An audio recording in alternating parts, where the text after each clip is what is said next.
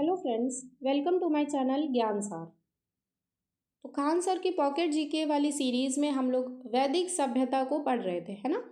तो उसमें हम लोग उत्तर वैदिक काल को देख रहे थे, जिसका एक वीडियो हम अपलोड कर चुके हैं। अगर आपने उस वीडियो को नहीं देखा है तो हमारे चैनल पर विज़िट करके उस वीडियो को देख सकते हैं, और आगे भी जो एंशिएंट हिस्ट्री के वीडियो हैं उन सभी को आप देख सकते हैं।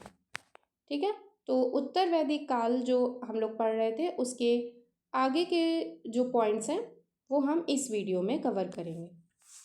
तो वीडियो शुरू करते हैं आज की। वैदिक कालीन चतुराश्रम व्यवस्था के अनुसार मानव जीवन को 4 आश्रमों ब्रह्मचर्य, गृहस्थ, वानप्रस्थ व संन्यास में बांटा गया। मानव जीवन 100 वर्ष मानते हुए प्रत्येक को 25 वर्षों में विभाजित किया गया। तो वैदिक काल में आश्रम की व्यवस्था थी, तो वो उन आश्रमों को कितने भागों में, 4 भागों में बांटा गया। कौन कौन से? ब्रह्मचर्य, गृहस्थ, वानप्रस्थ और संन्यास आश्रम। ठीक है। और सबकी आयु कितनी रखी गई? 25-25 वर्ष रखी गई।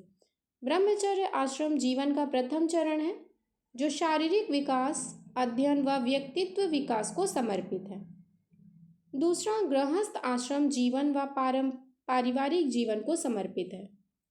तीसरा, वानप्रस्थ आश्रम सांसारिक सुख व इच्छाओं से खुद को अलग करने, आध्यात्मिकता की ओर जाने को समर्पित है।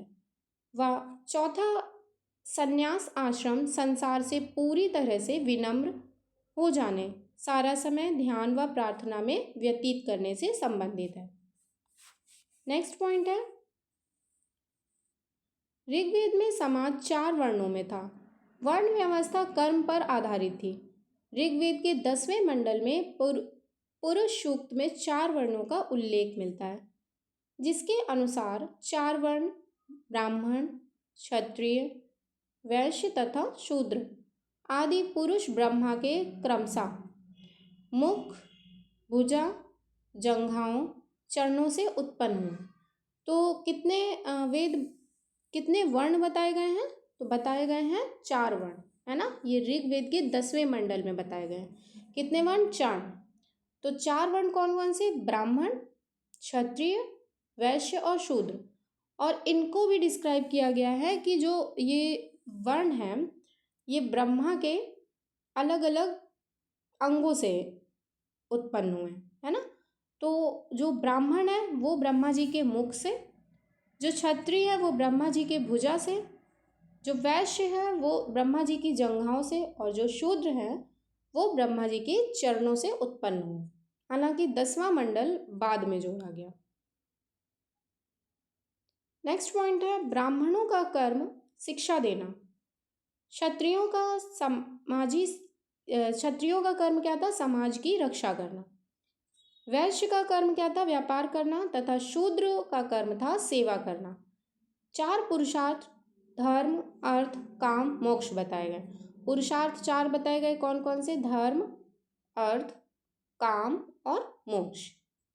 महिलाओं को शिक्षा का अधिकार था। विधवा विवाह का प्रचलन था और बाल विवाह, पर्दा प्रथा, सती प्रथा जैसी बुराइयां नहीं थी। आजीवन अविवाहित रहकर विद्या अध्ययन करने वाली महिलाओं को अमाजू कहा जाता था। तो जो अविवाहित जीवन व्यतीत करती थी आजीवन, है ना, उनको क्या कहते थे? अमाजू कहते थे। नेक्स्ट पॉइंट है, विवाह के समय मिलने वाले उपहार को वहतु कहा जाता था। ऋग्वेद में घोषा, अपाला, सिक्ता, लोपामुद्रा विदर्भ राज की कन्या राजकुल में उत्पन्न अगस्त्य ऋषि की पत्नी आदि विदुषी महिलाएं थी। विश्वला एक योद्धा महिला थी। तो क्वेश्चन ऐसे पूछ लिया जाता है कि ऋग्वेद में किसका वर्णन नहीं है? महिलाओं के नाम दिए जा सकते हैं और किस महिला का वर्णन नहीं। तो ये 4 आपको याद रखने हैं, घोषा, अपाला, सिक्ता व लोपामुद्रा। इन 4 महिलाओं का वर्णन है। ठीक है। ये सब विदुषी महिलाएं थी। फिर विश्वला जो थी वो एक योद्धा महिला थी। लोपामुद्रा प्राचीन भारत की नारी दार्शनिक थी। इनके द्वारा वेद मंत्रों की रचना की गई। इसे ब्रह्मवादिनी कहा जाता। तो ब्रह्मवादिनी किसे कहा गया? लोपामुद्रा को कहा गया। ठीक है। और लोपामुद्रा जो थी वो प्राचीन भारत की दार्शनिक भी इसे कहा जाता था, है ना। इनके द्वारा वेद मंत्रों की रचना की गई। नेक्स्ट है वेद वेदांत पढ़ाने वाला या पैसों के लिए पढ़ाने वाला जीविकोपार्जन गुरु उपाध्याय कहलाता था। आर्य मूलतः शाकाहारी थे और पेय पदार्थों में सोम रस का पान करते थे। गाय को मूल्यवान संपत्ति समझा जाता, गाय को अघन्या यानी ना मारने योग्य माना जाता था। ऋग्वेद में गो शब्द का उल्लेख 176 बार है। तो ऋग्वेद में जो गो शब्द का उल्लेख है वो कितनी बार है? 176 टाइम्स। मुख्य व्यवसाय पशुपालन एवं कृषि था। इनका प्रिय पशु गाय व घोड़ा थे। यातायात का साधन बैलगाड़ी थी। वस्तु विनिमय द्वारा लेन देन करते थे व मुद्रा प्रणाली नहीं थी।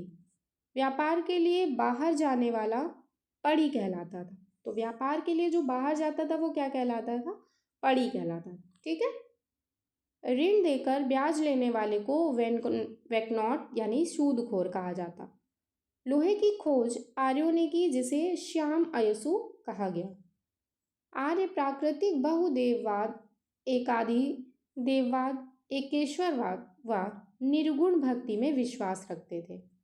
वैदिक मंत्रों में विष्णु, शिव व देवी की झलक मिलती है। लास्ट पॉइंट है ऋग वैदिक काल में यज्ञ की प्रधानता थी। शक्तिशाली राजाओं द्वारा अश्वमेध यज्ञ करवाए जाते।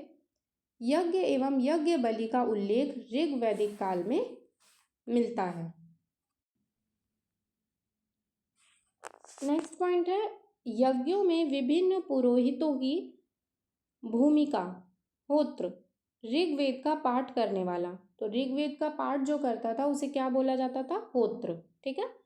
उद्गाता सामवेद की ऋचाओं का गान करने वाला। तो सामवेद की ऋचाओं का जो गान करता था उसे उद्गाता कहा गया। अधर्व्यु यजुर्वेद का पाठ करने वाला। और ब्रह्मा संपूर्ण यज्ञ की देख रेख करने वाला। तो होत्र क्या कहलाता था? ऋग्वेद का पाठ करने वाला। उद्गाता सामवेद की ऋचाओं का गान करने वाला।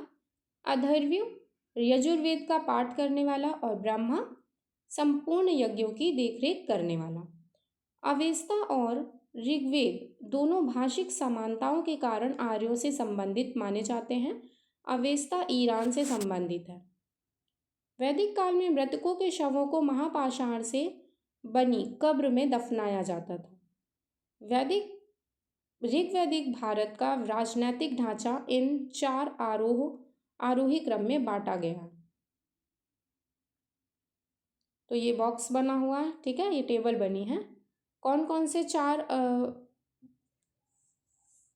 वर्ण थे? कुल, विश्व, ग्राम और जन। कुल का प्रधान जो होता था कुलपा। विश्व का प्रधान विश्वपति। ग्राम का प्रधान ग्रामणी। जन का प्रधान गोप्या राजा। फिर है ऋग्वैदिक कालीन देवता। मारुत संबंध था तूफान का देवता। सोम वनस्पति देवता। उषा प्रगति या भोर या उत्थान देवी। धौ आकाश का देवता। वरुण जल का देवता। पुशन या रुद्र शूद्र या पशुओं का देवता। इंद्र युद्ध एवं वर्षा का देवता।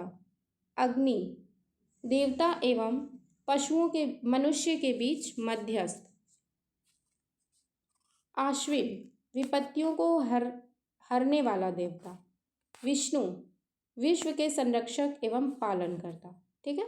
भारतीय संस्कृति में अनंग कामदेव को कहा जाता है। तो भारतीय संस्कृति में अनंग किसे कहा जाता है? कामदेव को। ठीक है। ये याद रखना है। भारतीय संस्कृति में अनंग किसे कहा गया? कामदेव को। ठीक है। फिर है देवताओं की श्रेणी। ये भी देख लेते हैं जल्दी से। देवताओं की श्रेणी क्या थी? यह है पृथ्वी, फिर आकाश, यह है अंतरिक्ष। पृथ्वी में सबसे ऊपर अग्नि, फिर सोम, पृथ्वी, बृहस्पति, सरस्वती। आकाश में सूर्य, घोष, वरुण, अश्विन, विष्णु, सविता, उषा और पूषण। अंतरिक्ष में इंद्र, वायु, रुद्र, मारुत, वात और पर्जन्य। नोट क्या है? प्राचीन भारत में विश्वोत्पत्ति के संदर्भ में 4 युग कृत, त्रेता, द्वापर व कलयुग का वर्णन है। ठीक है, फिर ये जो हम लोग उत्तर वैदिक काल पढ़ रहे थे वो आज समाप्त हो गया है। सॉरी, ऋग वैदिक काल है ना। फिर हम लोग नेक्स्ट वीडियो में उत्तर वैदिक काल को पढ़ेंगे। तो मिलते हैं नेक्स्ट वीडियो में। वीडियो पसंद आई हो तो प्लीज़ वीडियो को लाइक, चैनल को सब्सक्राइब ज़रूर करें। Thank you.